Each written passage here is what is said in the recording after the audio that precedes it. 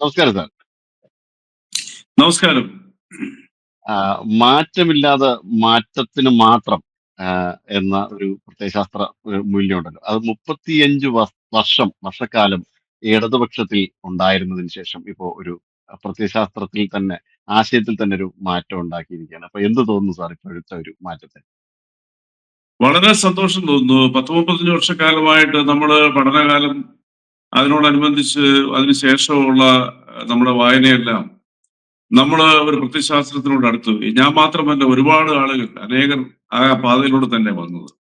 നമ്മൾക്ക് മനസ്സിൽ പരിവർത്തനങ്ങൾ ഉണ്ടാകുന്ന ഓരോ കാലഘട്ടങ്ങളിലാണ്.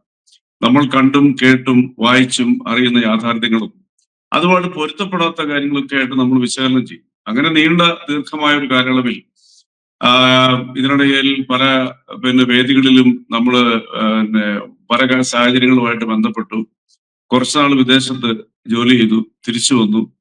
2000-ൽ കൈരളിയുടെ മെയിൻ ചാനൽ തുടങ്ങുന്ന അന്നു മുതൽ എന്റെ കേരളത്തിലെ ഇടതുപക്ഷ രാഷ്ട്രീയത്തിനെ കുറിച്ചും അതിന്റെ വളർച്ചയെ കുറിച്ചും ഉള്ള ഒരു പരമ്പര ഉണ്ടായിരുന്നു, 18 എപ്പിസോഡ്. അതിനുശേഷമാണ് എന്റെ ആനക്കാരി എന്ന് പറയുന്ന മെഗാ സീരിയൽ, ആനകളെ കുറിച്ച് സമഗ്രമായി ചിത്രീകരിച്ച മെഗാ സീരിയൽ 58 എപ്പിസോഡ്.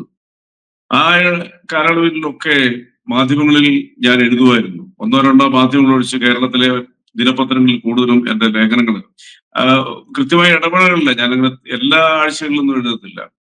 ഏറ്റവും കൂടുതൽ എഴുതിയിരിക്കുന്ന ഒരു 3-4 മാധ്യമങ്ങളിലൊന്നും ദീപിക, മംഗളം പോലെയുള്ള മാധ്യമങ്ങളാണ് ഏറ്റവും കൂടുതൽ എഴുതിയത്. മറ്റു പല ദിനപത്രങ്ങളും ഞാൻ എഴുതിയിട്ടുണ്ട്. ഇതിനുശേഷം ഇതിനോടനുബന്ധമായിട്ട് വേണമെങ്കിൽ പറയാം, അമേരിക്കയിലെ പ്രശസ്തമായ മലയാളം പത്രം എന്ന പത്രത്തിൽ എല്ലാ ആഴ്ചയിലുള്ള ഒരു ടാബ്ലോയിഡാണ്, 10-50ഓളം പേജുണ്ട്. അതിലെന്റെ സ്ഥിരമായ ഒരു കോളം ഉണ്ടായിരുന്നു. അങ്ങനെ ഒരു 7 വർഷങ്ങൾക്ക് മുമ്പ് എനിക്ക് പാർട്ടി മെമ്പർഷിപ്പ് കിട്ടി. മെമ്പർഷിപ്പ് കിട്ടിയതിനു ശേഷം 2021-ലെ കോട്ടയം ജില്ലാ സമ്മേളനത്തിനോട്, പാർട്ടി കോൺഗ്രസിനോടനുബന്ധിച്ചുള്ള ജില്ലാ സമ്മേളനത്തിൽ ഞാനൊരു പ്രതിനിധിയായിരുന്നു. പിന്നീടും ഈ ചാനൽ ചർച്ചകളിലൂടെ മുന്നോട്ട് പോകുമ്പോൾ കഴിഞ്ഞ 2024-ലെ പാർട്ടി സമ്മേളനത്തോടനുബന്ധിച്ചുള്ള ഏരിയ സമ്മേളന പ്രതിനിധിയായിരുന്നു ഞാൻ. അങ്ങനെ മുന്നോട്ട് പോകുന്നു. കൂടാതെ ഒരു ദശകത്തിലേറെയായി ചാനൽ ചർച്ചകളിൽ സജീവമായി പങ്കെടുക്കുന്നു. യാത്രകളൊക്കെ നടത്തുന്ന സമയത്ത് മാത്രമേ അതിനകത്ത് ഗ്യാപ്പുള്ളൂ. പല വിദേശ രാജ്യങ്ങളിൽ വെച്ച് പോലും ഞാൻ പാർട്ടി ചാനൽ ചർച്ചകളിൽ, അതായത് ചാനൽ ഡിബേറ്റിൽ പാർട്ടിക്ക് വേണ്ടി, ഇടതുപക്ഷത്തിന് വേണ്ടി ഞാൻ ചർച്ചകളിൽ പങ്കെടുത്തിട്ടുണ്ട്. അങ്ങനെ അത് മുന്നോട്ട് പോകുമ്പോൾ നമുക്ക് ബോധ്യമായിരുന്ന, അല്ലെങ്കിൽ നമ്മൾ മനസ്സിൽ ഉറച്ചിരുന്ന ആശയങ്ങൾക്ക് ഇപ്പോഴത്തെ ഇടതുപക്ഷ ആശയങ്ങളുമായിട്ട് യോജിക്കാൻ പറ്റാത്ത സാഹചര്യങ്ങളിലൂടെയും, തന്നെയുമല്ല വികസനത്തിന്റെ കാര്യത്തിൽ ദേശീയ സർക്കാർ ലോകത്തിനും അതിനെ മാതൃകയായി നടത്തിക്കൊണ്ടിരുന്ന ഡെവലപ്പേഴ്സിനെ മറച്ചു വെച്ചുകൊണ്ട് ഇവിടുത്തെ കുറെ മാധ്യമങ്ങളും ഇടതുപക്ഷ പ്രസ്ഥാനങ്ങളും LDFും UDFും നമ്മളെ BJP എന്ന് പറയുന്ന രാഷ്ട്രീയ പ്രസ്ഥാനത്തിൽ നിന്ന് അകറ്റാൻ, അതൊരു വർഗീയ പ്രസ്ഥാനമാണെന്നും യാതൊരു രാഷ്ട്രീയപരമായിട്ടുള്ള സ്റ്റെബിലിറ്റി ഇല്ലെന്നും അത് വർഗീയതയിലൂടെ ഭിന്നിപ്പ് നടത്തിയാണ് രാജ്യത്ത് ഭരിച്ചുകൊണ്ടിരിക്കുന്നത് തെറ്റായ ഒരു നരേഷൻ ഇവര് കാലങ്ങളായിട്ട് തന്നെ കേരളത്തിലെ ജനങ്ങളുടെ മുമ്പിൽ അവതരിപ്പിക്കുന്നുണ്ട്. അപ്പൊ മലയാളിയെ സംബന്ധിച്ചോളം ഇതൊരു രജിസ്റ്റേർഡായി മാറി മനസ്സിൽ. അപ്പൊ അതുകൊണ്ട് കേന്ദ്ര സർക്കാരിന് ഒരു വികസനവും ഉൾക്കൊള്ളാൻ പറ്റാത്തൊരു മാനസികാവസ്ഥ കേരളത്തിലെ വലിയൊരു വിഭാഗം ജനങ്ങളിൽ ക്രിയേറ്റ് ചെയ്യപ്പെട്ടു. എന്നാൽ നമ്മള് മനസ്സിലാക്കേണ്ട ഒരു വസ്തുത എന്ന് പറയുന്നത്, ഇപ്പൊ ലോകത്തിനൊപ്പം ഇന്ത്യ വളരുന്നുണ്ടോ, ഇന്ത്യയുടെ ഉൾനാടുകൾ വളരുന്നുണ്ടോ, ഇപ്പോഴത്തെ ഈ രാജ്യത്തിന്റെ അന്തസ് ലോകത്തിൽ എങ്ങനെയാണ് എന്നതിനെ കുറിച്ച് നമ്മൾ കേരളത്തിന്റെ നാല് ചുവരുകൾക്കുള്ളിൽ നിന്നുകൊണ്ട് മാത്രം വീക്ഷിച്ചാൽ നമുക്കതിന് ഉത്തരം കിട്ടത്തില്ല. പക്ഷെ പുതിയ കാലത്തെ തലമുറ അവര് വിവരസാങ്കേതിക വിദ്യയിലൂടെ ഇതെല്ലാം അറിഞ്ഞുകൊണ്ടിരിക്കുകയാണ്. ഇപ്പൊ ഞാൻ തന്നെ വളരെ കൃത്യമായ ഇടവേളകളിൽ നോർത്ത് ഇന്ത്യ യാത്ര ചെയ്യാറുണ്ട്. എന്റെ ബിസിനസ്സുമായിട്ട് ബന്ധപ്പെട്ട് തന്നെ ഞാൻ ഒരു മാസത്തിൽ ഒന്നെങ്കിലും ഒരു കാലത്ത് യാത്ര ചെയ്യുമായിരുന്നു. കൂടാതെ കൊണ്ട് തന്നെ പല യാത്രാപ്രിയനായ ഞാൻ എൻ്റെ ഒരു ബന്ധുവൊത്ത് ഡൽഹിയില് സ്കൂളിംഗ് ഒക്കെ നടത്തുന്ന ഒരാളാണ്. അദ്ദേഹമായിട്ട് ഞാൻ നിരവധി യാത്രകൾ നടത്തിയിട്ടുണ്ട്. കാശ്മീർ 2008-ൽ അന്ന് ടെൻഷനുള്ള ഏരിയ, ആ സമയത്ത് ഞാൻ കാശ്മീരിൽ ഉടനീളം യാത്ര ചെയ്തു. എന്റെ സുഹൃത്തും യാത്രകൾക്കിടയിലാണോ പൂർണ്ണമായിട്ടും ഇങ്ങോട്ട് മാറണം എന്നുള്ളൊരു ചിന്തയുണ്ടായത്? അത്തരത്തിലൊരു യാത്രകൾ മാത്രമല്ല, യാത്രകളിലൂടെയുള്ള റിയലൈസേഷൻ ഞാനൊന്ന് പങ്കുവെക്കാം. നമ്മൾ ഉത്തരേന്ത്യയിൽ, ഞാനൊരു 30-35 വർഷമായിട്ടുള്ള ഇടവേളകളിൽ ഉത്തരേന്ത്യയിൽ യാത്ര ചെയ്യുന്ന ആ ഉത്തരേന്ത്യയും കഴിഞ്ഞ 10-11 വർഷമായിട്ടുള്ള ഉത്തരേന്ത്യയിൽ തമ്മിൽ നമ്മൾ കണ്ടാൽ ഒരിക്കലും പൊരുത്തപ്പെടുത്തില്ല. കാരണം അവിശ്വസനീയമായ വളർച്ച പ്രത്യേകിച്ച് ഗതാഗത മേഖലകളില്, റോഡിന്റെ വളർച്ചകളില്, പിന്നെ പ്രൊഡക്ഷൻ സെഗ്മെന്റിന്റെ കാര്യത്തിലാണെങ്കിലും ഉത്തരേന്ത്യ നമ്മൾ ഉദ്ദേശിക്കുന്നതിനേക്കാൾ അതിശയകരമായ രീതിയിലുള്ള വളർച്ചയാണ് വന്നിരിക്കുന്നത്. ഒന്ന്. രണ്ടാമത് ഇതെല്ലാം നമുക്ക് നേരിൽ കാണാൻ പറ്റും. നമുക്ക് വാക്കുകൾ കൊണ്ട് വിവരിക്കാത്ത രീതിയിലുള്ള പിന്നെ വികസനങ്ങൾ നമ്മുടെ കൺമുമ്പിൽ കാണുമ്പോൾ, അതുപോലെ തന്നെ നമ്മൾ വിദേശങ്ങളിൽ യാത്ര ചെയ്യുമ്പോൾ, ഞാൻ അമേരിക്കയിൽ കുറച്ച് വർഷം ജോലി ചെയ്ത ഒരാളാണ്. അന്നൊക്കെ ആദ്യം 2002 അവസാനമൊക്കെ ഈ US പോലുള്ള രാജ്യങ്ങളിൽ ചെല്ലുമ്പോൾ നമ്മളോട് അവർ ചോദിക്കുന്ന ആരെയും പാകിസ്ഥാനി എന്ന് ചോദിക്കുന്നത്. അപ്പൊ നമ്മൾ പറയും പാകിസ്ഥാനി അല്ല, ഐ ആം ഫ്രം ഇന്ത്യ എന്ന് പറയുമ്പോൾ അവർ അടുത്ത ക്വസ്റ്റ്യൻ ഈ പാകിസ്ഥാനോട് ചോദിക്കുന്നത് കാരണം എന്താ വെച്ചാൽ 9/11, അതായത് വേൾഡ് ട്രേഡ് സെന്റർ തകർത്തത്, പെന്റഗണിൽ ബോംബാക്രമണം നടത്തിയതൊക്കെ ആയിട്ട് ബന്ധപ്പെട്ട ഒരു ഭയത്തിലാണ് ജീവിക്കുന്നത്. അപ്പൊ അതുകൊണ്ട് നമ്മളെ കാണുമ്പോൾ ഒരു ഏഷ്യൻ എന്നുള്ള നിലയ്ക്ക് പാകിസ്ഥാനി എന്നുള്ളൊരു തെറ്റിദ്ധാരണ അവർ ചോദിക്കുന്നത്, അവരെ കുറ്റപ്പെടുത്തിയിട്ട് കാര്യമില്ല. അപ്പൊ നമ്മൾ പറയും ഐ എം ഫ്രം ഇന്ത്യ. അപ്പൊ അവർ പറയുന്ന മറുപടി, ഓ ഇന്ത്യ. അവർക്ക് ആകെ അറിയാവുന്ന ഒരു വാക്ക് to be honest mother Teresa's land എന്ന് അവർ പറയുന്നത്. പിന്നീട് കുറച്ച് പേര് ഗാന്ധിജിയെ കുറിച്ചും അതിനപ്പുറമായിട്ട് അവർക്ക് ഇന്ത്യയെ കുറിച്ചൊന്നും അറിയത്തില്ല. പിന്നെ ഇന്ത്യ ഒരു പൂർ കൺട്രിയാണ്, ഒരു തേർഡ് വേൾഡ് കൺട്രിയാണെന്നുള്ളൊരു ഫീലിങ്സ് അവരെ സംബന്ധിച്ചോളം പലർക്കും അറിയത്തില്ല. പിന്നീടുള്ള യാത്രകളിൽ നമ്മൾ ഇപ്പോൾ US പോലെയുള്ള മറ്റു വിദേശ രാജ്യങ്ങളിൽ ചെല്ലുമ്പോൾ ഒരു ഇന്ത്യക്കാരൻ എന്ന് പറഞ്ഞാൽ കിട്ടുന്ന ഒരു അഭിമാനം, അവർ തന്നെ നമുക്ക് തരുന്ന ഒരു അന്തസ്സ്, നേരിൽ കാണുന്നവരാണെന്ന് മലയാളികൾ ഭൂരിപക്ഷവും. അപ്പോൾ നമ്മൾ അതെല്ലാം കണ്ട് അതെങ്ങനെ അങ്ങനെ വന്നതിന്റെ കാരണം എന്തുകൊണ്ട? നരേന്ദ്രമോദിജി എന്ന് പറയുന്ന ഇന്ത്യയുടെ പ്രധാനമന്ത്രി, BJP എന്ന് പറയുന്ന കേന്ദ്ര സർക്കാർ ലോകത്തിന് മുമ്പിൽ ഈ ഇന്ത്യക്ക് നൽകിയ വളർച്ചയും സാമ്പത്തികപരമായിട്ടുള്ള കുതിപ്പുമാണ്. പിന്നെ സാമ്പത്തിക ശക്തിയായിട്ട് ഇന്ത്യ വളർന്നു. അപ്പൊ ഈ ഒരു സാഹചര്യത്തിലൂടെ കടന്നുപോയ ലോകത്തിൽ മിക്കയിടത്തും ഇന്ത്യ എന്ന് പറയുന്ന ഒരു വമ്പൻ രാജ്യമായിട്ട് മാറിയതിന്റെ ഒരു ഇന്ത്യക്കാരനോടുള്ള അവരുടെ സമീപനം മാറി. ഇന്ത്യ എന്ന് പറയുന്നതിന്റെ ഇമേജ് മാറി. ഒരു സാമ്പത്തിക ശക്തിയായി ഉയർന്ന തലത്തിൽ തന്നെ അന്തസ്സോടുകൂടി ഉള്ള രാജ്യമാണ് ഇന്ത്യ എന്നുള്ളൊരു ഔട്ട്ലുക്ക് ലോകം മുഴുവനും പടർന്നതിന്റെ കാരണം ഈ 10-11 വർഷം കൊണ്ട് ഈ രാജ്യം നേടിയെടുത്ത നേട്ടങ്ങൾ കൊണ്ടാണ്. അതാണ് ഞാനത് കമ്പയർ ചെയ്യാൻ കാരണം. അപ്പോൾ കേരളത്തിൽ എന്താ നടന്നുകൊണ്ടിരിക്കുന്നത്? കേരളത്തിൽ ഈ കഴിഞ്ഞ കാലങ്ങളായിട്ട് ഭരിച്ചുകൊണ്ടിരുന്ന LDFും UDFും ഈ പറയുന്ന BJP എന്ന് പറയുന്ന രാഷ്ട്രീയ പ്രസ്ഥാനത്തിൽ എസ്പെഷ്യലി കഴിഞ്ഞ 10-11 വർഷമായിട്ട് LDF സർക്കാർ അല്ലെ LDFുമായിട്ട് ബന്ധപ്പെട്ട രാഷ്ട്രീയ കക്ഷികള് BJP എന്ന് പറയുന്ന വികസനത്തിന് വേണ്ടി മാത്രം രാജ്യത്തെ അഭിസംബോധന ചെയ്യുന്ന, രാജ്യത്തിന്റെ ക്രമസമാധാനം ഭദ്രമാക്കിയ, പിന്നെ തീവ്രവാദ പ്രസ്ഥാനങ്ങളെ അടിച്ചൊതുക്കിയ ഒരു ഒറ്റ രാജ്യമായിട്ട് ഒരേ കണ്ണിലൂടെ കണ്ടുകൊണ്ട് ലോകത്തിന്റെ നെറുകയിലെത്തിച്ച് രാജ്യത്തിന്റെ വികസനങ്ങളെ മറച്ച് വെച്ചുകൊണ്ട് കള്ളത്തരങ്ങളും നുണകളും വർഗീയ ചാപ്പയും അടിച്ചുകൊണ്ട് കേരളീയരെ തെറ്റിദ്ധരിപ്പിക്കുകയായിരുന്നു. ഒരു ഇരുണ്ട യുഗത്തിലേക്ക് കേരളത്തിലെ ആളുകളെ മാറ്റിക്കൊണ്ട് BJPക്കെതിരെ ഒരു മാനസികാവസ്ഥ ക്രിയേറ്റ് ചെയ്ത്, ഞാൻ ആദ്യം പറഞ്ഞ പോലെ അത് തെറ്റാണെന്നുള്ളവരെ ഞാൻ നേരത്തെ വിശ്വസിച്ച കാരണങ്ങളോട് നമുക്കൊക്കെ ബോധ്യമായി. കാരണം ഒരു ഉദാഹരണത്തോടെ പറയാം. പിന്നെ അതായത് ഇന്ത്യ എന്ന് പറയുന്ന രാജ്യം, അല്ലെങ്കിൽ എസ്പെഷ്യലി കേരളം, ഏറ്റവും കൂടുതൽ സാമ്പത്തികമായി രക്ഷപ്പെട്ടത് വിദേശ മലയാളികളുടെ, അതായത് ഡയസ്പോറയുടെ പിന്നെ പണം കൊണ്ടാണ്. ഇപ്പൊ തന്നെ ഏതാണ്ട് 2 ലക്ഷം കോടിയോളം ഒരു വർഷം കേരളത്തിലേക്ക് വരുന്നുണ്ട്. ഈ പണം കൊണ്ട് നമ്മൾ നേടിയെടുത്തതിന് ശേഷം ഇപ്പോൾ ഒരു റിവേഴ്സ് മൈഗ്രേഷൻ ഇപ്പോൾ ലോകവ്യാപകമായിട്ട് നടന്നുകൊണ്ടിരിക്കുക. അപ്പൊ നമ്മുടെ ഈ പിന്നെ വിദേശത്ത് നിന്ന് തിരിച്ചു വന്ന് ഈ രാജ്യത്തെ, അല്ലെങ്കിൽ എസ്പെഷ്യലി ഈ കേരളത്തിൽ സെറ്റിൽ ചെയ്യുന്നവർക്ക്, വരുന്ന തലമുറയ്ക്ക് ഉള്ള ഇൻഫ്രാസ്ട്രക്ചേഴ്സ് ഒരുക്കുക എന്നുള്ളതാണ് ആത്യന്തികമായിട്ടൊരു ഭരണകൂടത്തിന്റെ കടമ. അവിടെ നമ്മൾ ഫെയിലിയർ ആണ്. ഈ BJP വിരോധം വെച്ചുകൊണ്ട് കേരളത്തിലെ ജനങ്ങളെ ഞാൻ നേരത്തെ സൂചിപ്പിച്ച പോലെ ഇരുട്ടിന്റെ മറയിൽ നിർത്തിക്കൊണ്ട് പച്ചക്കള്ളങ്ങൾ നിരത്തി രാജ്യത്തിന് നേടുന്ന വികസനത്തിനൊപ്പം സഞ്ചരിക്കാതെ BJP ഭരണത്തിലേറുന്നുള്ള ഭയത്താൽ, തങ്ങളുടെ അധികാരം നഷ്ടപ്പെടുന്നുള്ള ഭയത്താൽ കേരളത്തിലെ ജനങ്ങളെ വളരെ മോശമായ രീതിയിൽ നെഗറ്റീവ് ആറ്റിറ്റ്യൂഡ് ക്രിയേറ്റ് ചെയ്തതിന്റെ അനന്തര ഫലമാണ് ഇപ്പോൾ കേരളം അനുഭവിച്ചുകൊണ്ടിരിക്കുന്നത്. എന്നാൽ കേരളത്തിലെ ജനങ്ങൾ അതിൽ നിന്ന് മാറുന്നു. എന്താ കാരണം? കേരളത്തിലെ ജനങ്ങൾ വിദ്യാർത്ഥികളോ അല്ലെങ്കിൽ യുവതലമുറ മാത്രമല്ല, ഇന്ന് ഒരു പരിധിവരെ നമ്മുടെ നാട്ടിലെ ആളുകൾ യാത്രകൾ ചെയ്യുന്നു. ആ യാത്രകളിലൂടെ ഈ രാജ്യത്തിന്റെ വളർച്ച അവർ പുറലോകിൽ നിന്നും കാണുന്നു. ഇതെല്ലാം വന്നു കണ്ടപ്പോഴത്തേക്കും ഒരു കാര്യം കേരളത്തിലെ ജനങ്ങൾക്ക് മനസ്സിലായി, ഇങ്ങനെ പോയാൽ ശരിയാകത്തില്ല.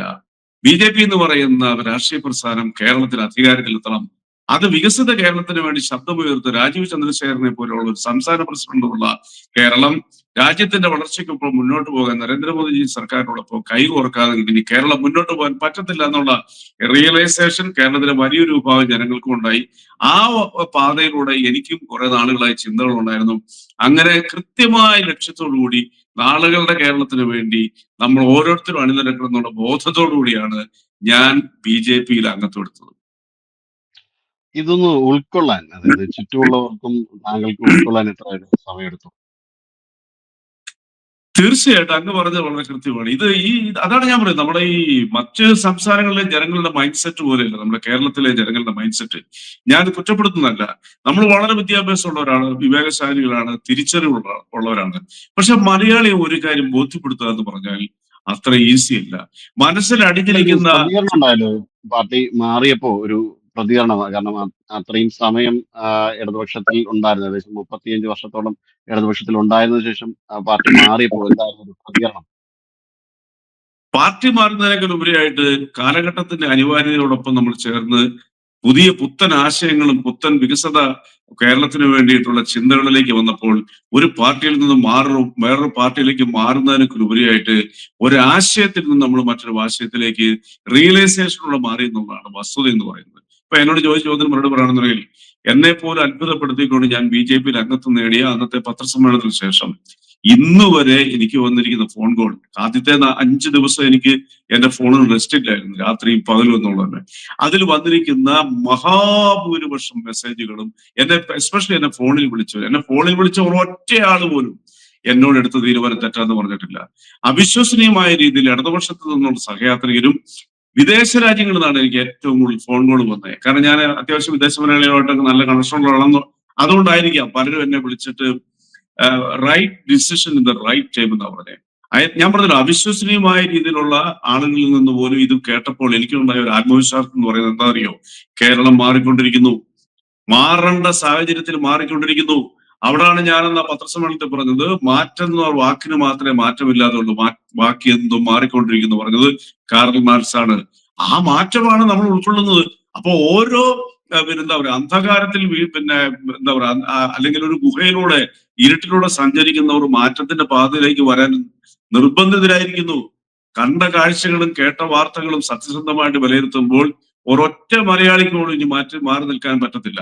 പിന്നെ വേറൊരു കാര്യമാണ് ഞാൻ ആഡ് ചെയ്യാം. ഇവിടെ വികസന പ്രവർത്തനങ്ങൾ നടന്നു എന്നൊക്കെ പറയുന്നു, റോഡുകൾ കുറെ ഉണ്ടാക്കി, മറ്റു പല അവകാശങ്ങളും ഉണ്ടാക്കി. അതിലെന്താ ഇത്ര അത്ഭുതം ഇരിക്കുന്നത്? കാലത്തിനനുസരിച്ച് സ്വാഭാവികമായ വികസനം മനുഷ്യൻ ഉണ്ടാകത്തില്ല. നമ്മൾ കാളവണ്ടി കുത്തി ജീവിച്ചാൽ മതിയോ? അതിനെ ഞങ്ങൾ കൊണ്ടുവന്നതെന്നൊക്കെ അവകാശപ്പെടുന്നത് അബ്സല്യൂട്ട്ലി അതൊരു അബ്സർഡായ അവകാശവാദം. എന്താ കാരണം? ലോകത്തിനൊപ്പം നമ്മൾ വളരണം, അത് സ്വാഭാവികമായ വളർച്ചയാണ്. അതല്ലാതെ ഇന്നോവേറ്റീവ് ആയിട്ടുള്ള നാളുകളിലേക്കുള്ള ഇൻഫ്രാസ്ട്രക്ചർ ഡെവലപ്പ് ചെയ്ത് ഈ രാജ്യത്തേക്ക് നിക്ഷേപങ്ങൾ കൊണ്ടുവരാൻ സ്വാഗതാർഹമായ ഒരു അന്തരീക്ഷം ഉണ്ടാക്കി രാഷ്ട്രീയപരമായിട്ടുള്ള നെഗറ്റീവ്സ് മാറ്റി വെച്ചുകൊണ്ട് ഡെവലപ്പേഴ്സ് വേണമെന്നുള്ള ചിന്തകളിലേക്ക് ഇതിനെ കൊണ്ടിരുന്നതിൽ ഇവർ പരാജയപ്പെട്ടതിന്റെ ഏറ്റവും വലിയ ദുരന്തമാണെന്ന് കേരളം അനുഭവിച്ചുകൊണ്ടിരിക്കുന്നത്. ഞാൻ ചോദിക്കട്ടെ, നമ്മുടെ കുട്ടികൾ ഇന്ത്യയിൽ കേരളത്തിൽ നിന്നും വിദേശ രാജ്യങ്ങളിലേക്ക് ചേക്കേറിക്കൊണ്ടിരിക്കുക. സാമ്പത്തികമായ ഉന്നതങ്ങളിലുള്ളവരും സാധാരണക്കാരനും ഒക്കെ ലോൺ എടുത്തിട്ടും വിദേശങ്ങളിൽ പോയി. ഞാൻ എത്രയോ രാജ്യങ്ങളിൽ പോയി നമ്മുടെ കുട്ടികളെ കണ്ടിട്ടുണ്ട്. എനിക്ക് ഉദാഹരണങ്ങൾ പറയാൻ സമയമില്ലാത്തതുകൊണ്ടാണ്. അവരോടൊക്കെ ചോദിക്കുമ്പോൾ അവർ പറയുന്നത്, ഈ പ്രത്യേകിച്ച് ഈ പാർട്ട് ടൈം ജോലിയായിട്ട് പല കൂടുതൽ റെസ്റ്റോറന്റുകളില്, ഗ്യാസ് സ്റ്റേഷനുകളിൽ ഒക്കെ ജോലി ചെയ്യുന്നവരോട് നമ്മൾ ഇന്ററാക്ട് ചെയ്യുമ്പോൾ പറയുന്നത് എന്താണെന്ന് വെച്ചാല്, ഞങ്ങൾ കേരളത്തിലേക്ക് മടങ്ങി പോകത്തില്ല. കാരണം ചോദിക്കുമ്പോൾ അവർ പറയുന്നത്, കേരളത്തിൽ മടങ്ങിപ്പോയാൽ നിങ്ങളൊരു ചാനൽ ഓപ്പൺ ചെയ്യൂ, 2 രാഷ്ട്രീയ മുന്നണികളിൽ ഇരുന്നുകൊണ്ട് തമ്മിലടിച്ച് നമ്മളെ കബളിപ്പിക്കുക.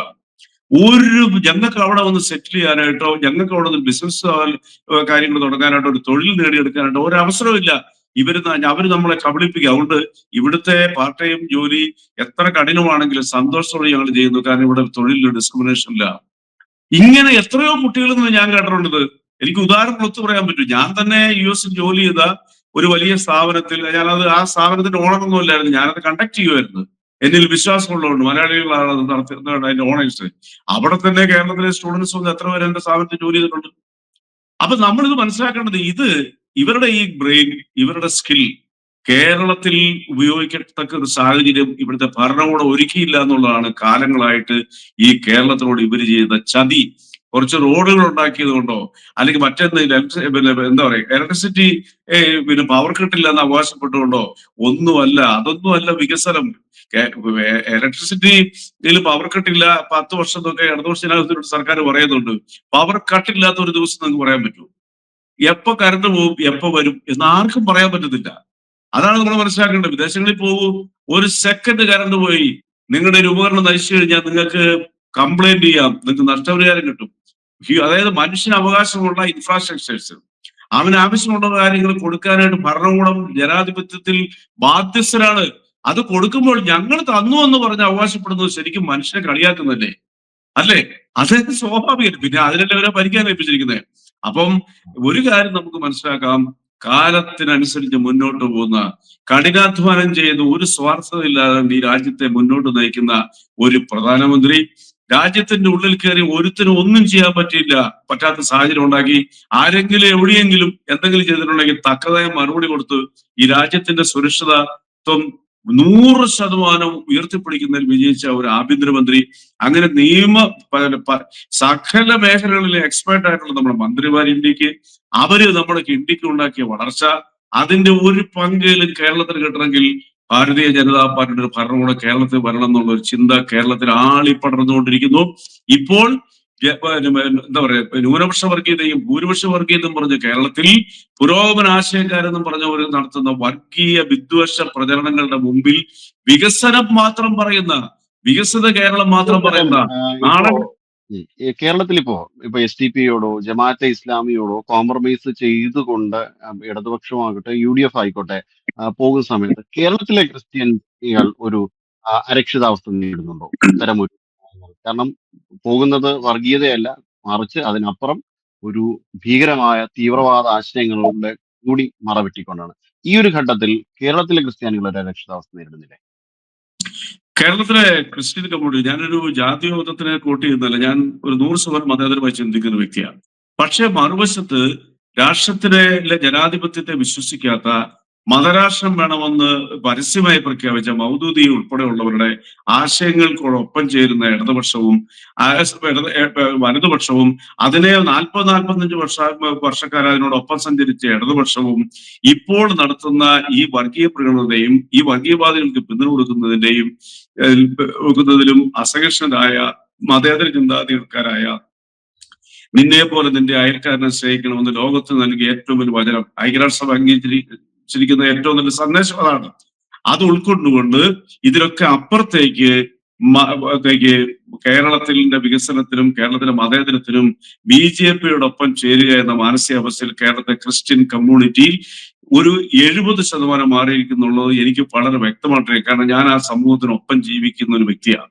അവരിൽ വന്നിരിക്കുന്ന മാറ്റങ്ങൾ, പൊതുവെ വർഗീയപരമായിട്ടുള്ള കാര്യങ്ങൾ അധികം പറയുകയോ അങ്ങനെയുള്ള പ്രവർത്തനങ്ങൾ നടത്തുകയും ചെയ്യാത്ത ഒരു ഗ്ലോബൽ മതമായ ക്രിസ്ത്യൻ കമ്മ്യൂണിറ്റി, വളരെ അഡ്വാൻസ്ഡ് ആയിട്ടുള്ള, കുട്ടികളെ പഠിപ്പിച്ചു വളർത്തി ലോകത്തിന്റെ വിവിധ ഭാഗങ്ങളിൽ എത്തിച്ച് സാമ്പത്തികമായി ഉന്നതങ്ങളിലേക്ക് എത്തിക്കൊണ്ടിരിക്കുന്ന ക്രിസ്ത്യൻ കമ്മ്യൂണിറ്റി ഒരു അനിശ്ചിതാവസ്ഥയോടെ വരാതിരിക്കാൻ BJPയിലേക്ക് ഒഴുകിക്കൊണ്ടിരിക്കുന്നു എന്നുള്ളതാണ് 101% എനിക്ക് വളരെ വ്യക്തമായിട്ട് വിസിബിൾ ആയിട്ടൊരു വസ്തുതയാണ്. കഴിഞ്ഞ ത്രിതല പഞ്ചായത്ത് തെരഞ്ഞെടുപ്പിൽ എന്റെയൊക്കെ നാട്ടിൽ കാത്തലിക് കമ്മ്യൂണിറ്റി തിങ്ങി നിറഞ്ഞ നാട്ടിൽ പോലും വലിയ രീതിയിലുള്ള വോട്ട് ഷെയർ BJP നേടിയെടുത്തത് എന്തുകൊണ്ടാണ്? ഈ നാട്ടിൽ ഇനി ആവശ്യം ഈ വർഗീയത പറഞ്ഞ് ന്യൂനപക്ഷ പ്രകടനങ്ങളോ അല്ലെങ്കിൽ മറ്റുള്ള രാജ്യത്തെ ജനാധിപത്യത്തിൽ വിശ്വസിക്കാത്തവരെയൊക്കെ അങ്ങോട്ടും ഇങ്ങോട്ടും പ്രീണിപ്പിച്ച്, ഇന്നലകളിൽ പ്രീണിപ്പിച്ചു, ഇന്ന് പ്രീണിപ്പിക്കുന്നവരെ അതിൽ നിന്ന് വ്യത്യസ്തമായിട്ട് ജനങ്ങളെ ഒറ്റക്കെട്ടായിട്ട് കണ്ട് രാജ്യത്തിന്റെ വർഗീയത ഇളക്കുന്നവരെ, രാജ്യത്തിന്റെ ദേശീയതയ്ക്കൊപ്പം നിൽക്കാത്തവരെ ഒറ്റപ്പെടുത്തി അല്ലാത്ത സമൂഹത്തെ ഒന്നിച്ചു ചേർത്തുകൊണ്ട് കേരളത്തിൽ വലിയ രീതിയിൽ വികസനം നടത്താനായിട്ട് ശ്രമിക്കുന്ന ഈ BJP എന്ന് പറഞ്ഞ ഭാരതീയ ജനതാ പാർട്ടി എന്ന് പറഞ്ഞ പാർട്ടിക്കൊപ്പം കേരളത്തിലെ ക്രിസ്ത്യൻ കമ്മ്യൂണിറ്റി മാറിക്കൊണ്ടിരിക്കുന്നു എന്നത് ആര് നിഷേധിച്ചാലും ഇതൊരു സത്യസന്ധമായ കാര്യമാണ്. കാരണം അവര് ഇന്ത്യക്കൊപ്പം സഞ്ചരിക്കുന്നവരാണ്. ഈ രാജ്യത്തെ ജനങ്ങളാണ് ഞങ്ങൾക്ക്, ദേശീയതയാണ് ഞങ്ങളുടെ മതം. ഞങ്ങളൊരു ഗ്ലോബൽ രീതിയിൽ ഒരു മതമാണെങ്കിലും രാജ്യത്തെ ജനത്തിനോടൊപ്പം നിൽക്കുന്ന ഒരു ജനതയാണ് ഞങ്ങൾ. രാജ്യത്തിന്റെ വളർച്ചയ്ക്ക് ഞങ്ങൾ ഒപ്പമുണ്ട്. കാരണം ലോകത്തിൽ ഒരിടത്തും ഈ വിഭാഗത്തിൽപ്പെട്ട ഒരു പ്രശ്നങ്ങൾ ഉണ്ടാക്കുന്നില്ല, നമുക്ക് വളരെ വ്യക്തമായിട്ടറിയാം.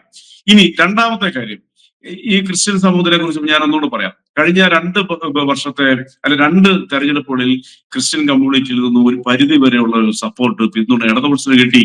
എന്നാൽ കേരളത്തിൽ ആര് ഭരിക്കണമെന്ന് തീരുമാനിക്കുന്നത് കൃത്യമായിട്ടും സെൻട്രൽ ട്രാവൻകൂറാണ്. ദാറ്റ് മീൻസ് തൃശ്ശൂർ ടു പത്തനംതിട്ടയിൽ ഉൾപ്പെടുന്ന കുറെ ജില്ലകളാണ് വാസ്തവത്തില് കേരളത്തിൽ ആര് ഭരിക്കണമെന്ന് തീരുമാനിക്കുന്നത്. ഇപ്പൊ അതിന് വടക്കോട്ട് പോയാലും കൊല്ലം, തിരുവനന്തപുരം ജില്ലകൾ എടുത്താലും കൺസിസ്റ്റൻസി പൊതുവെ വോട്ടെടുപ്പിലുണ്ട്, അങ്ങേക്കറിയാം. പക്ഷെ ഈ കഴിഞ്ഞ ത്രിതല പഞ്ചായത്തിൽ അതും തകർന്നു.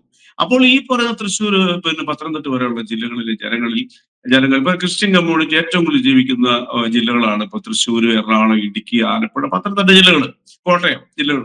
അവിടെ വന്നിരിക്കുന്ന ഒരു മാറ്റം എന്ന് പറയുന്ന അടുത്ത നിയമസഭാ തെരഞ്ഞെടുപ്പിൽ അത്ഭുതങ്ങൾ സൃഷ്ടിച്ചുകൊണ്ട് ഒരു 30, ഞാനൊരു 21 സീറ്റാണ് കഴിഞ്ഞ ദിവസങ്ങളിൽ മാധ്യമങ്ങളോട് പറഞ്ഞത്, 21-നും 25-നും. പക്ഷെ ഇപ്പോൾ അതും മാറി. എന്റെ അനുഭവത്തിലൂടെ എനിക്ക് പറയാം, ഒരു 30-31 സീറ്റിലേക്ക് അമിത്ഷാജി കേരളത്തിൽ വന്ന് പ്രഖ്യാപിച്ച അന്ന് ഞാൻ ആ പരിപാടി പങ്കെടുത്താണ്. എനിക്ക് അവിടെ എന്നെ ഒരു ആദരവും കിട്ടി, എനിക്ക് ബഹുമാനപ്പെട്ട അമിത്ഷാജി നിന്ന്. ആ രീതിയിലേക്ക് BJP ഇവിടെ കുതിച്ചുയരും. ഈ കപട രാഷ്ട്രീയ മുഖങ്ങളെ കേരളത്തിൽ നിന്ന് മാറ്റും. കേരളത്തിന്റെ ജൻസി, കേരളത്തിന്റെ പുതിയ തലമുറ, കേരളത്തിൽ വിവര വിദ്യാഭ്യാസമുള്ള മനുഷ്യര് ഏതാണ്ട് നല്ലൊരു ശതമാനവും BJPയോട് അടുക്കുന്നു. ആ ഒരു ഭയം ഇവർക്കുണ്ട്. അതിനാണ് ഇവരിപ്പോ ഈ വർഗീയവാദങ്ങളായിട്ട് ഇറങ്ങിയിരിക്കുന്നത്. പക്ഷെ ഇനി നാളത്തെ കേരളങ്ങള് വളരെ ഫ്ലറിഷ്ഡ് ആയിരിക്കും. BJP എന്ന് പറയുന്ന ദേശീയതയോടൊപ്പം നിൽക്കുന്ന, വികസനത്തോടൊപ്പം നിൽക്കുന്ന ഈ രാജ്യത്തെ അന്തർദേശീയ തലങ്ങളിൽ വൻ രീതിയിൽ കുതിപ്പുയർത്തി 4ാം സാമ്പത്തിക ശക്തിയായിട്ട് വളർത്തിയ, നാളുകളിലെ കേരളത്തിനും ഇന്ത്യക്കും വേണ്ടി പ്രവർത്തിക്കുന്ന, നാളുകളിലെ തലമുറയ്ക്ക് വാതിലുകൾ തുറന്നു വിട്ടുകൊണ്ട് അവർക്ക് വേണ്ട എല്ലാ സൗകര്യങ്ങളും ചെയ്തു കൊടുക്കാൻ തയ്യാറായിട്ട് നിൽക്കുന്ന BJPയോടൊപ്പം ഒരു വലിയ കൊടുങ്കാറ്റായി അടുത്ത നിയമസഭാ തെരഞ്ഞെടുപ്പിൽ ഫലങ്ങൾ വരും എന്നുള്ള കാര്യത്തിൽ ഞാൻ ഉറച്ചു പറയുന്നു. അങ്ങനെയല്ല എങ്കിൽ അതിനുശേഷം നമ്മൾ ഒരിക്കൽ കൂടി ചർച്ചയ്ക്കിരിക്കാം. തീർച്ചയായിട്ടും. ഇപ്പോ മറ്റൊരു പ്രധാനപ്പെട്ട വിഷയം ശബരിമലയാണ്. ശബരിമല കേരളത്തിന്റെ ഏറ്റവും പ്രധാനപ്പെട്ട ഒരു തീർത്ഥാടന കേന്ദ്രമാണ്. ഇപ്പൊ അവിടെ നടക്കുന്നൊരു അന്വേഷണം ഇപ്പോ തന്ത്രിയിലേക്ക്, ആദ്യം മറ്റൊരു ദിശയിൽ അന്വേഷണം മാറിയതിനു ശേഷം ഇപ്പൊ തന്ത്രിയിലാണ് എത്തി നിൽക്കുന്നത്.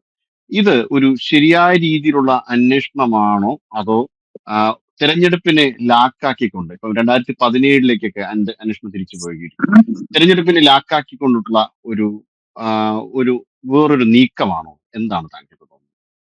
നിസ്സംശയം പറയാം, ആ രീതിയിലാണ് നമ്മൾ കണ്ടുവരുന്നത്. ഒരു ഉദാഹരണം, ഈ ശബരിമല വിഷയം വാർത്തകളിൽ വന്നു തുടങ്ങിയ അന്ന് മുതൽ ഞാൻ വിവിധ ചാനലുകളിൽ ചർച്ചയിൽ പങ്കെടുക്കുന്ന ഒരാളാണ്. ഞാൻ ആദ്യമേ പറഞ്ഞതിന് കുറ്റവാളികൾ ആരായാലും, CPM-കാരാണെങ്കിലും കോൺഗ്രസ്സുകാരാണെങ്കിലും കസ്റ്റഡിയിൽ എടുക്കണം. കാരണം ശബരിമല എന്ന് പറയുന്നത് കേരളത്തിന്റെ അഭിമാനം എന്ന് പറയുന്നത് വാനോളം ഉയർത്തുന്ന, നമ്മുടെയൊക്കെ എന്താ പറയുക, ഒരു മനസ്സിൽ വല്ലാതെ ഒരു സ്ഥാനം നേടിയ ഒരു മത തീർത്ഥാടന കേന്ദ്രമാണ് ശബരിമല. ജാതിമത ഭേദമന്യേ ഞാൻ ശബരിമല സന്ദർശിച്ചിട്ടുള്ള ആളാണ്.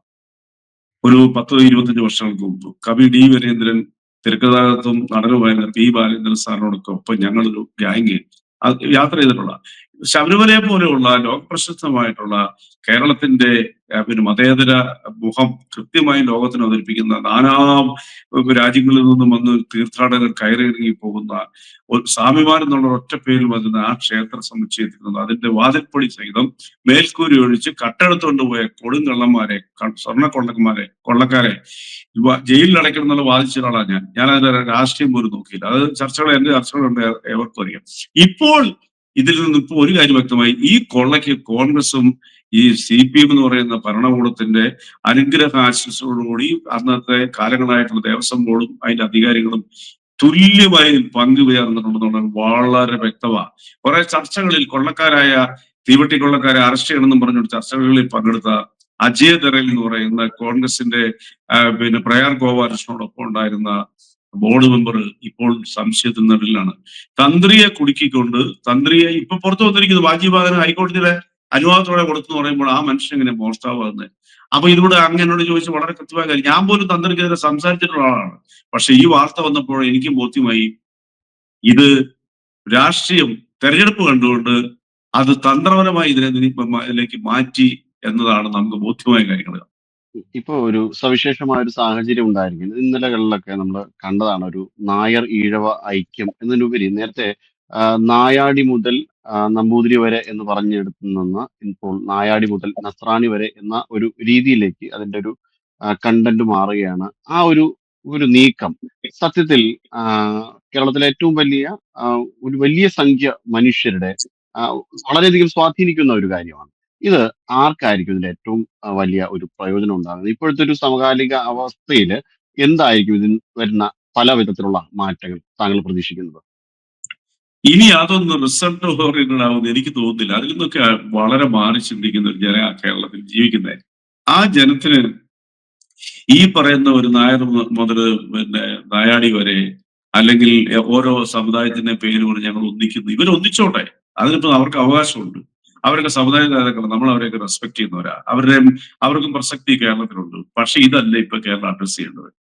ഇവിടെ ഇപ്പൊ അഡ്രസ് ചെയ്യേണ്ടത് രാജീവ് ചന്ദ്രശേഖർ പറയുന്ന ആ ഓരോ വാക്കുകളുമാണ്. അതാണ് കേരളത്തിൽ ഇപ്പൊ ആവശ്യം. എന്തുകൊണ്ടാ കേരളം വികസിക്കണം, നാളുകൾക്ക് വേണ്ടിയിട്ട് കേരളം വലിയ രീതിയിലുള്ള ഒരു സമ്പത്ത് ഘടന ഉണ്ടായ നാളുകളിലെ തലമുറകൾക്കും ഇവിടെ തിരിച്ചു വന്ന് സെറ്റിൽ ചെയ്യാൻ പറ്റുന്നവർക്ക് ജീവിക്കാൻ പറ്റുന്ന ഇൻഫ്രാസ്ട്രക്ചേഴ്സ് ഒരുക്കുന്ന ഒരു ഭരണകൂടമാണ് കേരളത്തിന് വേണ്ടത്. അതുകൊണ്ട് അവരവരുടെ വാദഗതിയിലായിട്ട് മുന്നോട്ട് പോട്ടെ. അവർക്ക് റിസൾട്ട് ഉണ്ടാകുന്നുണ്ട്, അവരുണ്ടാക്കട്ടെ. പക്ഷെ കേരളത്തിലെ നാല് കോടിയോളം ജനങ്ങൾ ചിന്തിക്കുന്നത് ദേശീയ ഗവൺമെന്റിനോടൊപ്പം ആ വികസനത്തിന്റെ പങ്കാളികളായി കേരളത്തിനെ വളരണം. ഇവിടെ വർഗീയപരമായിട്ടുള്ള ധ്രുവീകരണങ്ങളൊന്നും ഒന്നുമില്ലാതെ കണ്ട് ആരെങ്കിലും വർഗീയതയായിട്ട് വരുന്നുണ്ടെങ്കിൽ അതിനോടൊന്നും മൈൻഡ് ചെയ്യാതെ കണ്ട് കേരളത്തിനെ മുന്നോട്ട് കൊണ്ടുവന്ന് ഭാരതീയ ജനതാ പാർട്ടിക്കൊപ്പം നിൽക്കാനാണ് കേരളത്തിലെ ജനങ്ങൾ ആഗ്രഹിക്കുന്നത്. മറ്റൊന്നും അപ്രസക്തമായ കൂടിച്ചേരലുകളാണ്. അതൊക്കെ എത്ര നാളെ നിൽക്കുന്നു നമുക്ക് പറയാൻ പറ്റത്തില്ല. ഇവിടെ നമ്മള് പിണറായി വിജയൻ ഇടയ്ക്കിടയ്ക്ക് പറഞ്ഞു കേരളം ഇപ്പൊ മാറി ഇപ്പൊ അമേരിക്കയ്ക്ക് തുല്യമായിട്ടുണ്ടെന്ന്. പക്ഷെ ഈ ഇവിടുത്തെ സാമ്പത്തികമായിട്ടുള്ള അല്ലെങ്കിൽ ഇപ്പൊ നേരത്തെ താങ്കൾ തന്നെ സൂചിപ്പിച്ചതുപോലെ ഇവിടെ സ്ഥാപനങ്ങൾ വരുമ്പോൾ അതിനെ കൗണ്ടർ ചെയ്യാൻ വേണ്ടിയിട്ട് അവർ ഉപയോഗിക്കുന്ന ഏറ്റവും പ്രധാനപ്പെട്ട വാദഗതി ഇപ്പൊ എന്തുകൊണ്ട് വികസനം നടന്നില്ല എന്നതിന് ഒരു കൗണ്ടർ ചെയ്യാൻ വേണ്ടിയിട്ട് ഉപയോഗിക്കുന്ന ഒരു വാദഗതിയാണ് ഇവിടെ സഹ്യപർവ്വതവുമായിട്ട് ബന്ധപ്പെട്ട ഒരു ഫ്രജൈൽ സോൺ ആണ് എന്ന്. അത്തരം വാദഗതികൾക്ക് എന്തെങ്കിലും തരത്തിലുള്ള പ്രസക്തി ഉണ്ടോ? സത്യത്തിൽ അതിനെക്കുറിച്ച് പറയുമ്പോൾ എനിക്ക് രണ്ട് കാര്യങ്ങൾ പറയാനുണ്ട്. ഒന്ന്, കേന്ദ്ര വനനിയമം ഇന്ത്യയിൽ അടിച്ചേൽപ്പിച്ചതാരാ? 1971 കോൺഗ്രസ് സർക്കാരാണ്. അതിനുശേഷം വന്ന കോൺഗ്രസ് സർക്കാരുകൾ തന്നെയാണ് അതിന്റെ തീവ്രത കൂട്ടിയത്. ഇതുപോലെ ഞാൻ സന്ദർഭത്തിന് വിരുദ്ധമായിട്ടാണെന്ന് പറയാം, എങ്കിലും ഒരു കാര്യം പറയാം. വഖഫ് നിയമം ഇന്ത്യയിൽ കൊണ്ടുവന്നാരാ? 1953 നെഹ്റു ഭരിച്ച കാലത്താണ്. വഖഫ് നിയമം പോലൊരു നിയമം ലോകത്തിൽ ഒരു മുസ്ലിം രാജ്യത്ത് പോലും ഇല്ല. അങ്ങനെ ഒരു നിയമം വേറൊരു രാജ്യത്തില്ല. ആ വഖഫ് നിയമം ഇന്ത്യയിൽ വരുമ്പോൾ വരുന്ന സമയത്ത് ഏതാണ്ട് 2 ലക്ഷത്തിനടുത്ത് മാത്രമുള്ള ഭൂമിയെ വഖഫ് ബോർഡിനുള്ളൂ. ഇപ്പോൾ അത് 11 ലക്ഷമായിട്ട് വർദ്ധിച്ചു. എവിടുന്നായി ഭൂമിയെല്ലാം കൊണ്ടുവന്നായി? എന്തിനാണ് ഇങ്ങനൊരു കിരാത നിയമം? അതായത് ഒരാളൊരു ഭൂമി അയാളുടെ വസ്തു പിന്നെ വഖഫ് ചെയ്ത് കഴിഞ്ഞാൽ ആ വഖഫ് ചെയ്ത് എന്റെ ആധാരത്തിലുള്ള എന്റെ തലമുറകളായിട്ട് അവകാശമുള്ള ഒരു ഭൂമിയാണെന്നും ഇതിന് മറ്റു യാതൊരു നിയമ സാങ്ക്ടിറ്റി ഇല്ലെന്നും നമുക്ക് ബോധ്യപ്പെടുത്താൻ ഇന്ത്യയിൽ ഒരു ജുഡീഷ്യറിലും പോകാൻ പറ്റത്തില്ല. ഈ രാജ്യത്ത് നിയമവ്യവസ്ഥയുള്ള രാജ്യത്ത് കോടതിയെ സമീപിക്കാൻ പറ്റത്തില്ല. പിന്നെ എവിടെ സമീപിക്കണം? വഖഫ് ട്രിബ്യൂണലിൽ മാത്രം പോകാനേ നമുക്ക് പറ്റത്തുള്ളൂ. അവരവിടെ ചെന്ന് തീരുമാനിക്കുന്നതിനാണ് നമുക്ക് വളരെ വ്യക്തമായിട്ടറിയാവും. ഇത് തന്നെയല്ലേ മുനമ്പത്ത് സംഭവിച്ചത്. 1995 നമ്മുടെ നരസിംഹറാവു സർക്കാർ ഈ 53-ലേക്കാൾ കുറച്ചൊരു കഠിനമായ നിയമം കൊണ്ടുവന്നു. 2013 മൻമോഹൻ സിംഗിന്റെ ഭരണത്തെ കാലത്ത് ഏതൊരു വ്യക്തിക്കും ഏത് മതക്കാരനും വഖഫ് ചെയ്യാന്നായി. ഇപ്പൊ ഞാൻ അങ്ങയുടെ വീടിന്റെ ഫ്രണ്ടിൽ കൂടെ നടന്നു പോകുമ്പോൾ വഖഫിന് ഞാനിത് നേർന്നു, ഇത് സംഭാവന ചെയ്തെന്ന് പറഞ്ഞാൽ അതല്ല ഇത് എന്റെ ഭൂമിയെന്ന് താങ്കൾക്ക് തെളിയിക്കണം എന്നുണ്ടെങ്കിൽ വഖഫ് ബോർഡിൽ ചെല്ലണം. അതിനും സാധ്യത വളരെ കുറവാണ്.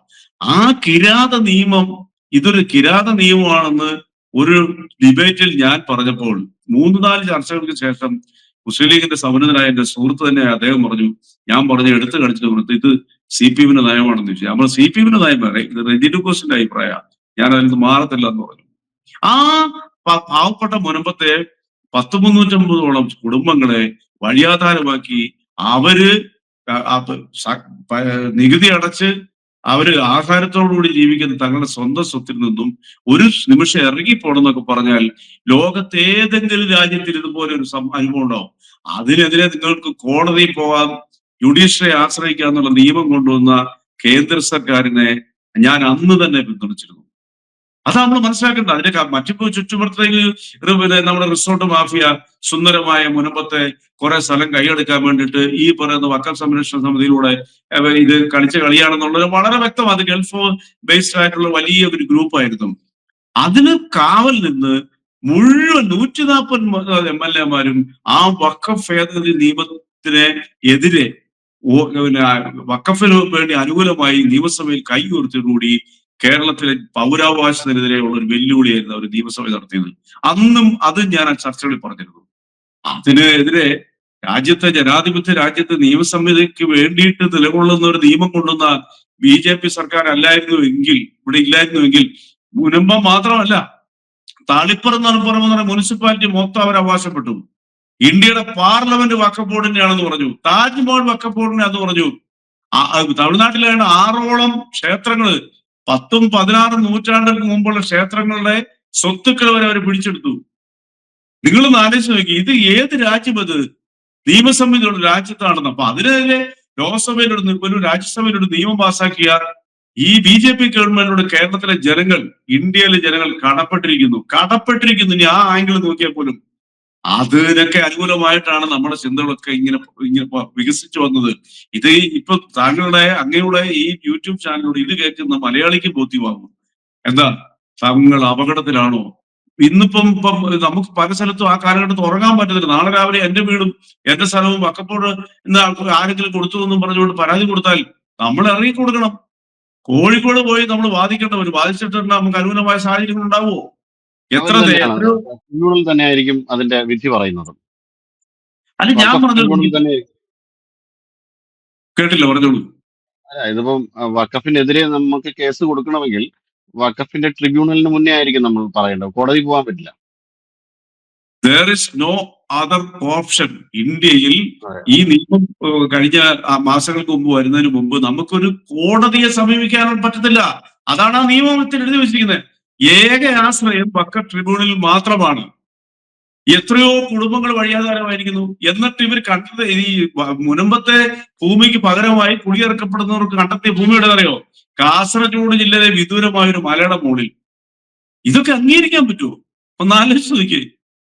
അപ്പൊ അങ്ങനെ അതിനൊക്കെ എതിരെ ധീരമായ നിലപാടെടുത്ത് ആ നിയമ ഭേദഗതി കൊണ്ടുവന്ന BJP കേന്ദ്ര സർക്കാരിനോട് ഈ എസ്പെഷ്യലി ഈ കേരളത്തിലെ ജനങ്ങൾ കടപ്പെട്ടിരിക്കുന്നു.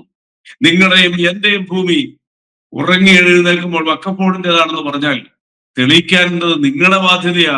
അത് എവിടെ പോയി? കോടതിയിൽ പോകാൻ പറ്റത്തില്ല. വഖഫ് ട്രിബ്യൂണലിൽ മാത്രം പോകേണ്ടവരും ഭീതിജനകമായ ഒരു അവസ്ഥയിൽ നിന്നാണ് കേന്ദ്ര സർക്കാർ ഇതിനെ മോചിപ്പിച്ചിരിക്കുന്നത്. ഇപ്പൊ മുൻപ് വിഷയത്തിൽ ജുഡീഷ്യറി അപ്പോഴേ തീരുമാനമെടുത്തില്ലേ? ഇപ്പൊ താൽക്കാലികമായിട്ടൊന്ന് സ്റ്റേ വന്നിട്ടുണ്ടെന്ന് മാത്രമേ ഉള്ളൂ.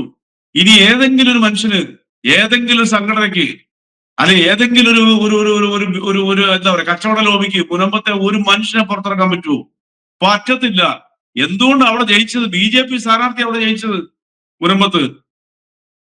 അപ്പൊ അവിടെ അതൊക്കെ നമ്മൾ മനസ്സിലാക്കണം. മനുഷ്യനും വിരുദ്ധമായ ഒരു ഏത് നിയമവും ഒരിക്കലും അതിന് കാലങ്ങളുടെ എക്സിസ്റ്റൻസ് ഉണ്ടാകത്തില്ല. അത് ലോകനീതിയാണ്. ആ നീതിയാണ് പിന്നെ കേന്ദ്ര സർക്കാർ ഇവിടെ നടപ്പാക്കിയിരിക്കുന്നത്. ആ നീതിക്കൊപ്പം, മനുഷ്യനൊപ്പമുള്ള ആ നീതിക്കൊപ്പം ആ കേരളത്തിലെ ജനങ്ങൾ സഞ്ചരിക്കും എല്ലാ അർത്ഥത്തിലും. നമ്മുടെ വിദ്യാഭ്യാസ മേഖല പുരോഗതിക്കേണ്ടത്, നമ്മുടെ മറ്റ് പിന്നെ സകല സെഗ്മെന്റുകളും വികസിക്കേണ്ടത്. ഭയന്നുകൊണ്ട് 1 രൂപ പോലും കേരളത്തിൽ ഇൻവെസ്റ്റ് ചെയ്യാൻ പേടിക്കുന്ന മനുഷ്യര്, പ്രത്യേകിച്ച് വിദേശത്തുള്ള ഇൻവെസ്റ്റേഴ്സ്, ഇവിടെ പോയി കേരളത്തിൽ ജീവിക്കുന്നവർക്കൊക്കെ ഒരു വെളിച്ചം വന്ന് ഇവിടെ ഇൻവെസ്റ്റ് ചെയ്ത് നമ്മുടെ കേരളത്തിനെ ലോകത്തിന്റെ മുമ്പിലേക്ക് കൊണ്ടുവരാൻ പറ്റുന്ന രീതിയിലുള്ള ഒരു ഗവൺമെന്റ് വരേണ്ട അനിവാര്യ കേരളം തിരിച്ചറിഞ്ഞു. കുറെ നേരം വെളുക്കാത്ത സഖാക്കളും കുറെ കോൺഗ്രസ്സുകാർ മാത്രമേ ഉള്ളൂ. വേറെ ആർക്കും ഇപ്പൊ ആ ബോധമില്ല. അവരുടെ ബോധോദയം ഉണ്ടായിരിക്കുന്നു. അത് നാളുകളിൽ കേരളത്തിൽ അനിവാര്യമായ ഒരു നല്ല ഭരണകൂടത്തിലേക്ക് കേന്ദ്ര സർക്കാരിന്റെ നരേന്ദ്രമോദിജിയൊക്കെ ഇന്ത്യക്ക് വേണ്ടി നൽകുന്ന സംഭാവനകളുടെ അതിനോടൊപ്പം സഞ്ചരിച്ച് കേരളം വലിയ രീതിയിൽ കുതിക്കാനുള്ള ഒരു അവസരത്തിലേക്ക് കേരളം അടുക്കുന്നു എന്നുള്ള സത്യമാണ്. അതിൽ വിളറിക്കൊണ്ടിരിക്കുന്ന UDF LDF ആണ് ഇപ്പോൾ വിചിത്രമായ വർഗീയതയാണ് ഇറങ്ങിയിരിക്കുന്നത്. ഇതിനൊന്നും കേരളം 1% പോലും വില കൊടുക്കത്തില്ല. കരിഞ്ഞ പുല്ലിന്റെ വില കൊടുക്കത്തില്ല. 2026 ഈ അടുത്ത 100 ദിവസത്തിന് ശേഷം നടക്കുന്ന തെരഞ്ഞെടുപ്പ് നമ്മളെ തെളിയിക്കും. അല്ലാതെ ഇതൊരു ഗിമ്മിക്സോ ഒരു തള്ളലോ അല്ല. This is ground reality. തീർച്ചയായിട്ടും നമുക്ക് നിരവധിയായിട്ടുള്ള മാറ്റങ്ങൾ കേരളത്തിൽ ഉണ്ടാകും എന്ന് തന്നെയാണ് ഇപ്പോഴത്തെ ഒരു പ്രതീക്ഷ. ഇപ്പോ നിരവധിയായിട്ടുള്ള സാമ്പത്തിക സ്ഥാപനങ്ങൾ, നിരവധിയായിട്ടുള്ള വ്യവസായം കേരളത്തിൽ പൂട്ടപ്പെട്ടിട്ടുണ്ട്. അപ്പൊ നമുക്ക് സത്യത്തിൽ വളരെ വലിയ വളരെ സമ്പന്നമായ നിലയിൽ തന്നെ വിവിധ സ്ഥാപനങ്ങൾ തുടങ്ങാനുള്ള ഭൂമി ഇപ്പോഴും കേരളത്തിലുണ്ട്. പക്ഷേ അതൊന്നും നോക്കാതെ അത്തരം ഒരു നയങ്ങളിൽ നിന്ന് മാറി നിന്നുകൊണ്ട് ചില വരട്ട് ന്യായങ്ങൾ മാത്രം മുൻനിർത്തിയിട്ട് കൊണ്ട് പോവുകയും അതിലൂടെ നമുക്കൊരു വലിയ രീതിയിലുള്ള ഒരു നമ്മുടെ വിഭവശോഷണം, ഒരു ബ്രെയിൻ ഡ്രെയിൻ ഉണ്ടാകുകയും ചെയ്യുന്നുണ്ട് കേരളത്തിൽ. അപ്പൊ ഇതിന് എന്താണ് ഒരു പോംവഴിയായിട്ട് ഇപ്പൊ താങ്കൾ കാണുന്നത്? കേരളത്തിൽ വലിയൊരു മാറ്റം ഉണ്ടാക്കുന്നതിന് ഒരു പോംവഴിയായിട്ട് എന്താണ് കാണുന്നത്? ഒറ്റ പോംവഴിയുള്ളൂ. BJP പിന്നെ നേതൃത്വം നൽകുന്ന ഒരു ഭരണകൂടം കേരളത്തിലുണ്ടാകണം. അതിനൊരു ആടിയൊരു കാര്യം പറയാം. BJPയോടൊപ്പം സഞ്ചരിച്ച് ഇപ്പൊ ദുബായിൽ വലിയ ബിസിനസ് ചെയ്യുന്ന എന്റെ ഒരു സുഹൃത്ത്, അദ്ദേഹത്തിന്റെ പേര് ഞാനോട് പറയുന്നില്ല, എന്നെ വിളിച്ചത്, എനിക്ക് നേരത്തെ ഒന്നും പരിചയമില്ല. അദ്ദേഹം എന്നെ വിളിച്ചിട്ട് പറഞ്ഞത്, നമ്മുടെ കരുനാഗപ്പള്ളി മുതൽ ഒരൊറ്റ ഉദാഹരണം പറഞ്ഞേ, ചേർത്തല അരൂർ വരെ ഒന്ന് യാത്ര ചെയ്ത് നോക്കി. എത്രയോ സ്ഥാപനങ്ങൾ പൂട്ടിക്കിടക്കുന്നു. ബ്രിട്ടീഷുകാരെ കൊണ്ടുവന്ന സ്ഥാപനങ്ങൾ വരെ പൂട്ടിക്കിടക്കുന്നു. നമ്മള് പ്രൊഡക്റ്റീവ് ആയിട്ടുള്ള എന്തെങ്കിലും ഈ സ്വാതന്ത്ര്യത്തിന് ശേഷം കേരളത്തിൽ തുടങ്ങിയിട്ടുണ്ടോ? ഇനി എവിടെയെങ്കിലും തുടങ്ങിയിട്ടുണ്ടെങ്കിൽ ഒരാഴ്ചയ്ക്ക് ശേഷം അത് പൂട്ടിപ്പോകും. ഇങ്ങനെയാണോ കേരളം മുമ്പോട്ട് പോകേണ്ടത്? ഉദാഹരണം ഇവിടെ ഭരിച്ചവർ, പ്രത്യേകിച്ച് ഈ ഇടതുപക്ഷത്തിന്റെ ഭരണകാലത്താണ് ഇതെല്ലാം പൂട്ടിക്കൊണ്ടിരിക്കുന്നത്.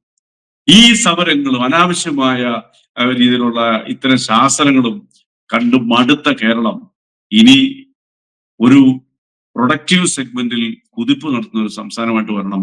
എങ്കിലേ തൊഴിലുണ്ടാവുള്ളൂ, എങ്കിലേ എക്സ്പോർട്ട് വർദ്ധിക്കത്തുള്ളൂ. പ്രകൃതിയോടിണങ്ങിയ ആ വികസനത്തിന് വേണ്ടിയിട്ട് ഒറ്റ ഓപ്ഷനേ ഉള്ളൂ, അത് BJP കേരളത്തിൽ അധികാരത്തിൽ വരിക എന്നുള്ളൂ. There is no other option in Kerala. തീർച്ചയായും മാറുന്ന കേരളത്തിനൊപ്പം താങ്കളും BJP-യിലേക്ക് എത്തിയിരിക്കുന്നു. എന്തായാലും ഇനി കേരളം ത്തിന്റെ ഒരു വലിയ മാറ്റം ഇനി സമീപ ഭാവിയിൽ തന്നെ ഉണ്ടാകുമെന്ന് വിചാരിക്കുന്നു. അത്തരത്തിലുള്ള നയങ്ങളിലൂടെ കേരളം മുന്നോട്ട് പോകട്ടെ. കേരളത്തിലെ സംഭവിച്ചു പോയ ബ്രെയിൻ ഡ്രെയിൻ ഇനി ഉണ്ടാവാതെ ഒരു റിവേഴ്സ് മൈഗ്രേഷൻ ഉണ്ടാവട്ടെ. തീർച്ചയായിട്ടും കേരളത്തിനൊരു നല്ല ഭാവി ലക്ഷ്യം കാണുന്നു, മുന്നോട്ട് കാണുന്നു. തീർച്ചയായും വളരെയധികം താങ്ക് യു നന്ദി. So much. Thank you so much.